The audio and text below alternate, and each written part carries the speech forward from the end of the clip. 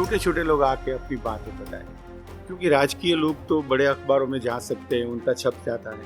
ये लोगों की बात कोई नहीं प्रिंट करता। न्यूज़ के प्रति वफादार रहना चाहिए, आज वो नहीं रहा है। मेरे आज तक लोग विश्वास करते हैं कि अकेला में कुछ भी आया तो उसमें गलत नहीं हुआ। लोग अपने आप एडवर्टाइज देने आते हैं, हमें ढूंढने नहीं आते। आज तक कभी एक फ़ोन नहीं किया किसी को कि आप एडवर्टाइज भेजो। मैं नसीबदार हूँ कि देश के प्रधानमंत्री जो आज है वो उस टाइम पे मेरे प्रेस पे आए थे।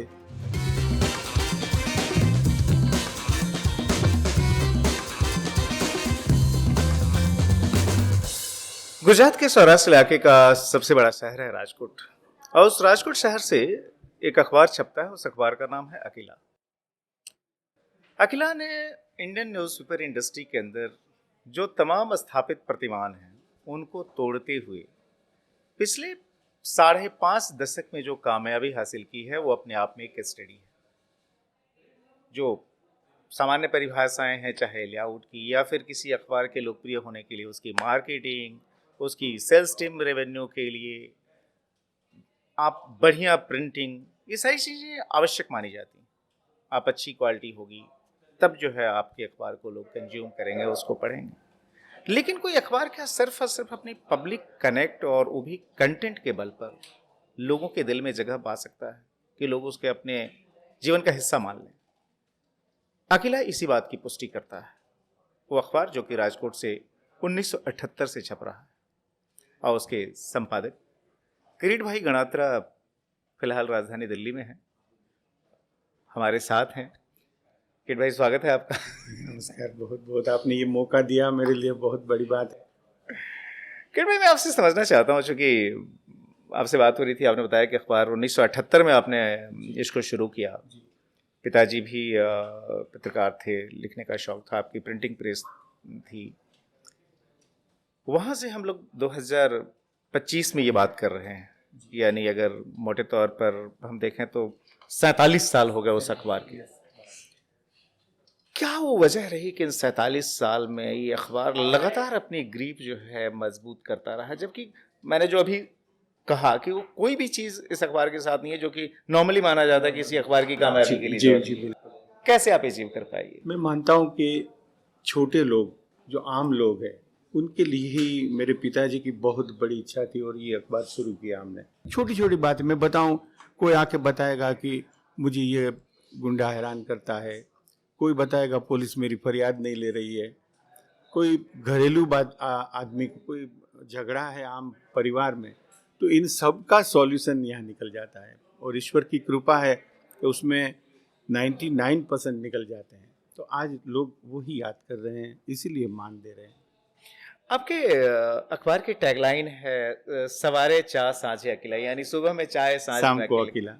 ये ऐसा अनिवार्य हिस्सा बन जाना लोगों की लाइफ का, खासतौर पे पूरे सौराष्ट्र के इलाके में, ये कैसे हुआ? ये टैगलाइन भी वैसे कहाँ से दिमाग में आई? मैं बताऊं, A.T. शाह करके एक जर्नलिस्ट है, बड़े बचपन के दोस्त है, आज भी बम्बई में वो मौजूदा है। एक बार हम ऐसे दोनों बैठे थे, मैंने कहा यार कोई एक स्लोगन तो दो कि लोगों की जीप में, तो उन्होंने ऐसे लगाया कि लिखे सवारे चा सांझे अकेला। उस टाइम पे तो ये मेरे दिमाग में नहीं था कि इतना ये लोगों की जुबान पे आ जाएगा, मगर चल गया बराबर से। ये बताएं कि जो यहाँ तक कि अखबार का नाम भी है, उसके बारे में भी लोगों के मन में बड़ा कन्फ्यूजन रहता है कि अखबार का नाम आपने ये क्यों रखा। कई लोग कहते हैं कि आप 3 भाइयों के नाम पर है, कई लोग कुछ और बातें करते हैं। सच्चाई क्या है? कैसे ये नाम आप लोगों ने आइडेंटिफाई किया? देखिए, मेरे पिताजी की अंतिम इच्छा बहुत थी, एक शाम का अखबार शुरू करें और उनमें छोटे छोटे लोग आके अपनी बातें बताएं, क्योंकि राजकीय लोग तो बड़े अखबारों में जा सकते हैं, उनका छप जाता है। ये लोगों की बात कोई नहीं प्रिंट करता। तो हम 8 भाई बहन एक बार बैठे और सोचा कि बापूजी की इतनी इच्छा थी तो चलो ना एक अखबार शुरू कर दे। हमारे पास कोई पैसा नहीं था, कोई ऐसी कोई बात नहीं थी कि हम अखबार चला सके। हम आमतौर पे लेबर तौर पे हम 15 से 16 वीकली प्रिंट करते थे हमारे अखबार में। तो सोचा चलो हो जाएगा। साथ में बैठे सभी ने अपनी पसंद का एक एक नाम लिखा। तो मेरी सबसे छोटी बहन स्मिता है, उनकी फ्रेंड का नाम अकीला, वो वोरा कम्युनिटी के है और आज भी वो बम्बई रहती है। उनका नाम निकला अकीला, तो हमने रख दिया पेपर का नाम अकीला। उस टाइम पे कोई मालूम नहीं था कि ये रखना चाहिए नहीं रखना चाहिए। मेरे जब तक मेरा समझ है उन शब्द का पर्शियन वर्ड है, उनका नाम पवित्र प्योर ऐसा होता है, इसी हिसाब से ये नाम अकीला आया। आप लोगों ने जब अखबार शुरू किया उसी समय जो है उसके कुछ ही समय बाद जो है सो मोरबी की घटना हुई, वह जो है सो मोरबी डैम टूटा और इसमें जो है सो हज़ारों की तादाद में लोग मारे गए। क्या वो भी एक मेजर ट्रिगर पॉइंट था आपके अखबार के लिए? उसी अखबार मैंने जब शुरू किया उनके दो या 3 दिन पहले ये घटना हुई, तो सुना हमने कि कहीं बहुत मोरबी में घटना हो गई। राजकोट के करीब था मोरबी, करीबन 65 किलोमीटर से। उस टाइम पे इतनी सुविधाएं नहीं थी, तो हमने एक टैक्सी जाती थी उसमें बैठ गया मैं कि चलो देखे तो सही क्या है। वहाँ जाके देखा तो शायद पहले पहले जाने वाले आदमियों से मैं था। एक अभी एक खंडेर सा मकान, शांत, बिल्कुल शांत, और थोड़ी दुर्गंध आ रही थी शहर में। उनके नीचे ग्राउंड फ्लोर पे मैं नीचे उतरा कि कहीं आवाज़ कोई नहीं। अचानक से मैंने देखा कि 50 से भी ज़्यादा आदमी ऐसे बैठे थे गुम सुम होके। उनके ऊपर वो वहाँ शेल्टर ले रहे थे। मैंने पूछा उनसे तो कोई बोलने की नहीं, किसी के परिवार पूरा ख़त्म हो गया था, कोई मिलता नहीं था, वो जीव बचाने के लिए वहाँ बैठे थे। उसके बाद मैंने जो लाशें देखी है मेरी लाइफ में, ये आज तक मैं नहीं भूलाऊंगी। कहीं दरवाजे पे लटक रही है लाश, कहीं वृक्षों पे लटक रही है, कहीं खंभे पे लटक रही है, ऐसा बहुत देखा मैंने। मेरे ख्याल से मोरबी की वो घटना थी जिसने कि नरेंद्र मोदी जो कि देश के प्रधानमंत्री हैं 2014 से, उनके भी करियर में एक मेजर टर्न था। जो सेवा का जो प्रकल्प है संघ का, उसमें संघ के उपचारक थे। मोरबी में जो रिलीफ एंड रिहेबिलिटेशन का काम था उसमें संघ ने काफ़ी मेजर रोल प्ले किया। उस सिलसिले में वो आए भी थे। उस समय की कुछ यादें हैं आपके पास जब ये? नरेंद्र भाई का एक लेख मेरे में प्रिंट हुआ था उस टाइम पे, क्योंकि वो पीएमओ से मुझे पूछा गया था कि वो आपने कुछ प्रिंट किया है वो मुझे भेज दीजिए। अनफॉर्चुनेटली मुझे वो मिला नहीं, वो लेख, वो क्या मैंने न्यूज़ प्रिंट किया था, मगर हुआ था प्रिंट, ये मुझे भी याद है, उन्होंने भेजा था। उनके बाद काफ़ी आना जाना हुआ उनका। आपने नरेंद्र मोदी को आरएसएस के एक प्रचारक से लेके देश का प्रधानमंत्री बनते हुए देखा, बल्कि आप एक तरह से उन्हीं की सरकार जब केंद्र में है तो राष्ट्रपति भवन के एट होम में भी आप शामिल होने के लिए इस बार आए। नरेंद्र मोदी की पॉलिटिकल जर्नी को आप कैसे देखते हैं? नरेंद्र भाई पहले से ही मेरी जो याद शक्ति है उस टाइम पे, पहले से ही वो जब आते थे मेरे यहाँ तो एक सिंह की तरह अकेले ही आते थे, कोई उनके साथ नहीं होता, उनको पसंद भी नहीं था। वो बैठते पूरे ब्यौरा लिखाते मुझे, और काफ़ी मैं नसीबदार हूँ कि देश के प्रधानमंत्री जो आज है वो उस टाइम पे मेरे प्रेस पे आए थे। बाद में भी मुख्यमंत्री हुए, उसके बाद भी वो आ चुके हैं मेरे यहाँ, और उनका प्रेम आज भी है। मिले नहीं मुझे, मगर आमंत्रण जरूर भेजते हैं मुझे। नहीं तो मेरे जैसे छोटा अखबार, बहुत छोटा अखबार है, मैं छोटा जर्नलिस्ट हूँ, उनको आज तक याद रखे। और पॉलिटिकल में मैं तो मानता हूँ उनकी एक ही बात है, माफ़ नहीं करते कभी। उनके साथ रहे हैं उनको याद रखते हैं, जो साथ नहीं है वो हमेशा सामने रहते हैं। मुझे ये बताएं कि जो अखबार है इवनिंगर के बारे में माना जाता है कि आप किसी एक शहर के अंदर थोड़ी बहुत उसकी पैठ हो सकती है, लेकिन एक इवनिंगर इतना पावरफुल हो जाए कि जो मेन स्ट्रीम जो न्यूज़पेपर्स हम कहते हैं जो कि सुबह पाठकों के पास जाते हैं, उनसे ज़्यादा उसकी साख हो, लोगों में वो कनेक्ट हो जाए। आज की जो जनरेशन है और ख़ासतौर पर जो लोग मीडिया के अंदर हैं, चूँकि मीडिया जिस समय आपने अखबार शुरू किया उस समय गुजरात में भी बहुत लिमिटेड अखबार थे।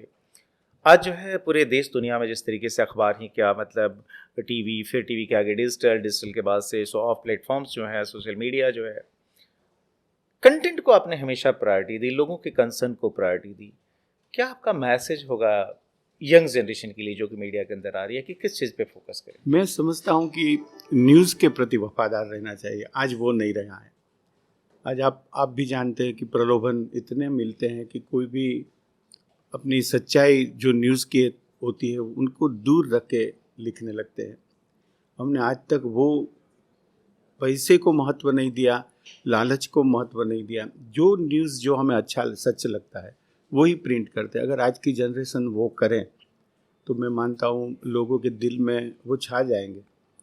मेरे आज तक लोग विश्वास करते हैं कि अकेला में कुछ भी आया तो उसमें गलत नहीं होगा।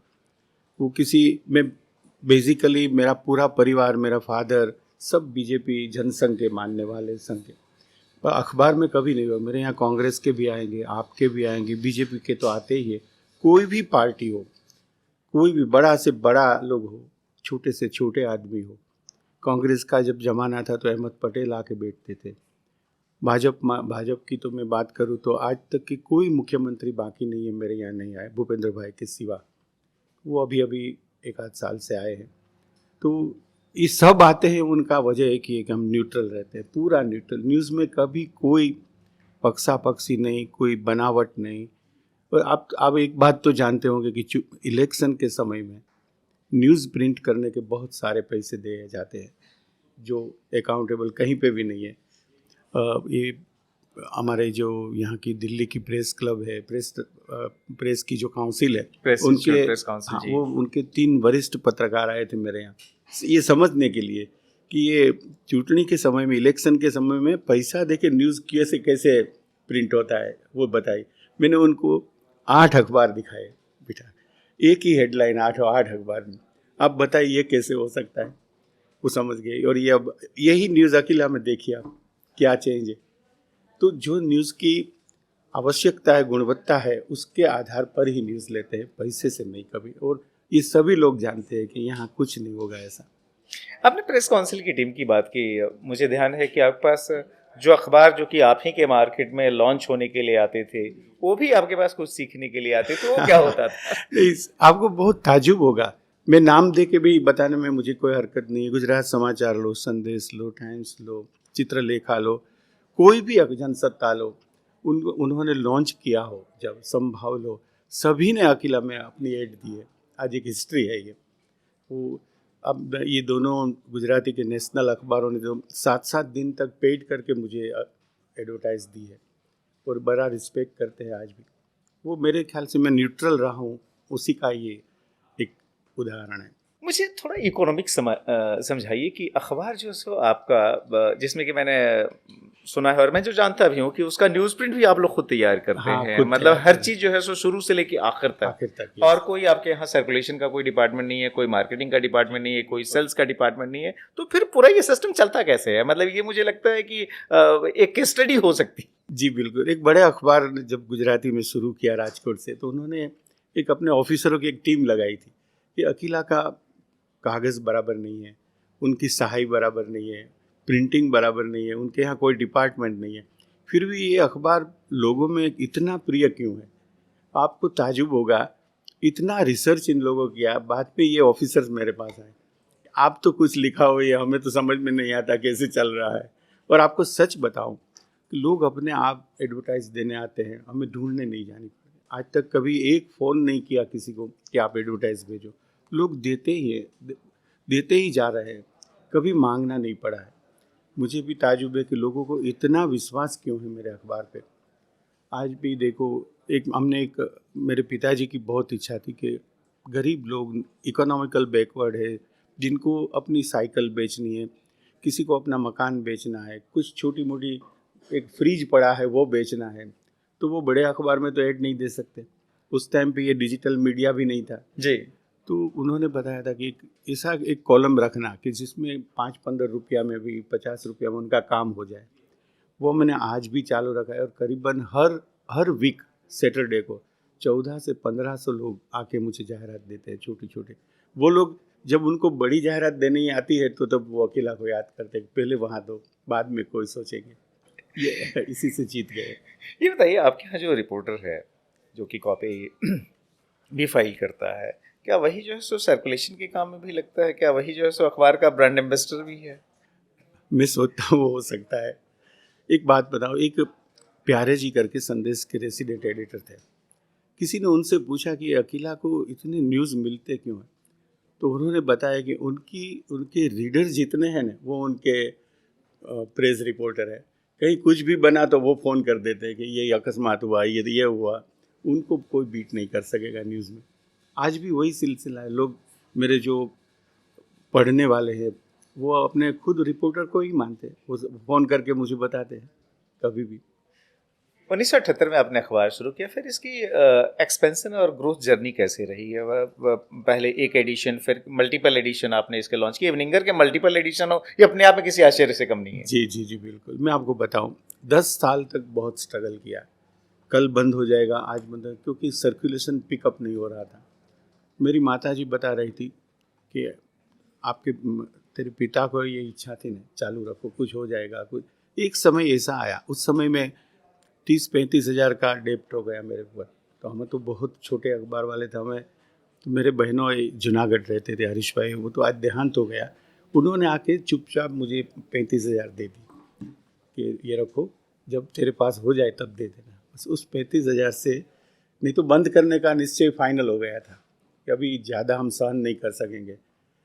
वो दिया शुरू हुआ। उसके बाद मैं आपको बताऊं कि एक के बाद भिंद्रान वाले जी का एक बना हुआ, उसमें हमने बहुत सारे एक्स्ट्रा, एक वधारो गुजरात में जी, बोलते हैं, एडिशन, एक्स्ट्रा सप्लीमेंट एडिशन, जी। वो 1 पेज का न्यूज़ कभी भी आया उसी टाइम पे लगाओ। आज तो क्या है, डिजिटल मीडिया में तो न्यूज़ ब्रेक तुरंत हो जाए। उस टाइम पे ये नहीं था, दूसरे दिन बड़े अखबारों में आते तब पता चलता।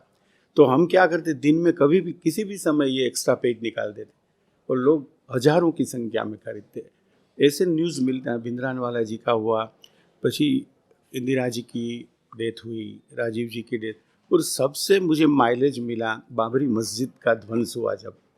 तो मैंने लखनऊ से एक रिपोर्टर, मुस्लिम रिपोर्टर को, मुझे पता ऐसे ही कि मन में हुआ था कुछ होगा, तो मैंने 1 महीने पहले उनको हायर किया था और उस टाइम पे मैंने उन्हें 2,000 रुपये पहले से भेज दिया, तो वो अयोध्या आ गया। बाबरी मस्जिद जब तोड़ी गई तो उन्होंने मुझे एक फ़ोन किया कि किरीट भाई अगर बिलीव करे तो ये गुंबज टूट गया। मैं कहा, क्या बात बता रहे? हाँ, मैं भागता हूँ, अभी पीछे बहुत सारे लोग हैं और मैं पता नहीं क्या होगा, मगर आपको बता दूँ कि गुंबज टूट गया। और मैंने उन पे विश्वास करके एक्स्ट्रा सप्लीमेंट निकाले, हज़ारों ने। पुलिस आके मेरे चारों ओर बैठ गई, मुझे बोला कि आपको हिलने नहीं देंगे। ये न्यूज़ नहीं पीटीआई में आया, नहीं यूएनआई में, कहीं पे भी नहीं, कोई न्यूज़ ही नहीं था। 4 घंटे बाद डिक्लेयर हुआ, तब मुझे छोड़ा वहाँ से। उसमें मुझे बहुत माइलेज मिला, बहुत बहुत बहुत एक्स्ट्रा कॉपीज दी। तब से ये लोगों के दिल में बस गया कि नहीं, इसमें अखबार में सच ही आता है, कोई झूठ नहीं। राजकोट में कोई भी बड़ा से बड़ा राजनेता आए, चाहे मुख्यमंत्री हो, एमपी हो, मिनिस्टर्स हो, चाहे सेंटर के हो, राज्य के हो, सब अकेला के ऑफिस आना जो है एक तरह से अपनी वो ड्यूटी का पार्ट मानते हैं। इस तरह का ट्रस्ट आप कैसे जनरेट कर पाए कि जो एक आम आदमी है और ये बड़ा से बड़ा आदमी है, हर कोई जो है सो आपके यहाँ आना जो है वो अपने को बड़ा सहज पाता है? मुझे याद है कि एक बार शायद केशु भाई पटेल आपके पास आए थे और कोई सामान्य आदमी आ गया था। हाँ, मैं बताऊँ, केशु भाई को हमारे सौराष्ट्र का गांठिया बहुत प्रिय था, तो वो खाने आते थे कभी, जब मुख्यमंत्री थे वो। एक बार आके बैठे, हम दोनों गांठिया खा रहे थे, तो हमारे 2 अखबार बेचने वाले, 2 फेरिया बोलते हैं उनको, आज वितरक बोलते हैं उनको, वो आ गए लड़ते झगड़ते ऑफिस में कि मेरा टर्न है, ये मुझसे नहीं देता, ये झगड़ता है, आप उनको वो। तो केशु भाई तो स्वभाव से बहुत गंभीर सीरियस है, तो बैठ गए ऐसे, बोले नहीं कुछ भी। 2-4 मिनट में इनका मामला ख़त्म मैंने कर दिया, वो चले गए। बाद में वो बोले, किरीट भाई ये क्या है, मुख्यमंत्री आपके ऑफिस में बैठे और कोई भी चले आए ऐसे लड़ते। मैंने कुछ नहीं, शांति से कहा, केशु भाई ये लोग आते हैं तो आप आते हैं, नहीं तो आप मेरे यहाँ क्यों आते? वो खड़खड़ाहट हंस पड़े, और आज भी वही सिलसिला चालू है। धन्यवाद किरण भाई, जो है सो अपने ये सारे अनुभव साझा करने, खासतौर पे अकेला की कहानी बयान करने के लिए। तो कोई अखबार कैसे सफल हो सकता है? उसकी कहानी सिर्फ कंटेंट के बल पर, अपने कनेक्ट के बल पर, लोगों से संपर्क के बल पर। किरण भाई और उनका अखबार जो है अकेला, इसका जीता जागता उदाहरण। धन्यवाद एक बार फिर से आपको आने की। जी सर, बहुत बहुत धन्यवाद।